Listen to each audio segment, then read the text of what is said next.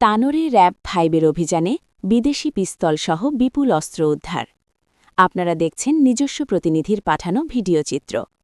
রাজশাহীর তানোর উপজেলায় বিশেষ অভিযান পরিচালনা করে বিদেশি পিস্তল, শর্টগান, গুলি, ম্যাগাজিন ও বিপুল পরিমাণ পাইপগান উদ্ধার করেছে র্যাব 5।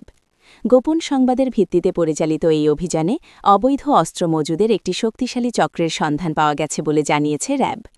র্যাব সূত্র জানায়, তানোর এলাকার একটি নির্দিষ্ট স্থানে অভিযান চালিয়ে এসব অবৈধ অস্ত্র উদ্ধার করা হয়। উদ্ধারকৃত অস্ত্রের মধ্যে রয়েছে একটি বিদেশি পিস্তল, একটি শর্টগান, একাধিক গুলি ও ম্যাগাজিন এবং বিপুল সংখ্যক দেশীয়ভাবে তৈরি পাইপগান।